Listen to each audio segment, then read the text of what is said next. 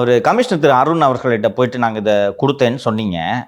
இது போல் ஒரு காவல் ஆய்வாளரை தாக்கி இருக்கிறார்கள், அது தொடர்பான வீடியோ இந்த பென்ட்ரைவில் இருக்குன்னு சொல்லும்போது இதை வாங்கி கொடுங்க நான் பார்க்குறேன்றதுக்கான எந்த விதமான ஆர்வத்தையும் அருண் காட்டவில்லையா? ஆமாம், அவங்க எதுவுமே காட்டலை.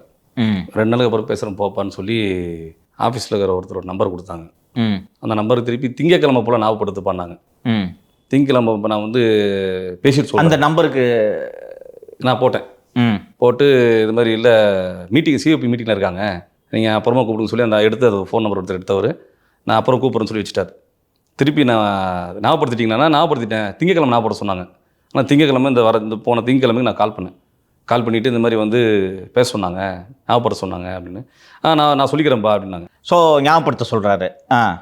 அப்போது நான் வந்து திருப்பி சொல்கிறேன், இந்த மாதிரி காவல்துறை மேலே ஆக்ஷன் அடித்தவங்க மேலே ஆக்ஷன் எடுக்கிறேன்னா இப்போ இதெல்லாம் பண்ண முடியாது. சப்போஸ் நானே கூப்பிட்டு அந்த ஆய்வாளர் கூப்பிட்டு அடிக்கவே இல்லைன்னு சொல்லிட்டு அந்த இன்ஸ்பெக்டர் அடிக்கவே இல்லைன்னு சொல்லிட்டு நீங்கள் என்ன பண்ணுவேன்னு எனக்கு கேள்வி கேட்டேன். யார் சொன்னது இது? கமிஷனர் சொல்கிறார்.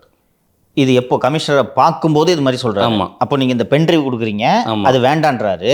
அதுக்கப்புறம் என்ன சொல்கிறாரு? அப்பயே அவரே சொல்கிறாரு. என்ன சொல்கிறாருன்னா, இப்போ அந்த இன்ஸ்பெக்டரை வந்து நான் கூப்பிட்டு சொல்கிறேன், அடித்தானே இல்லை அந்த இன்ஸ்பெக்டர் வந்து இப்போ முன்னாடி இல்லைன்ட்டானா இப்போ நான் இல்லைன்னு சொல்லுப்பான்ட்டானா என்ன பண்ணுவேன் அப்படின்னாரு. அவர் சொல்கிறாரு, நான் அந்த இன்ஸ்பெக்டர்கிட்ட இல்லைப்பான்னு சொல்லுவேன். ஆமாம், என்ன பண்ணுவேன்னு கேட்குறாரு. நமக்கு சொல்லும் போது நானும் சொல்கிறேன் வீடியோ இருக்குன்னு இருப்பீங்க நீங்கள். ஆமாம், வீடியோ இருக்குன்னு சொல்லுவேன். ஏன்னா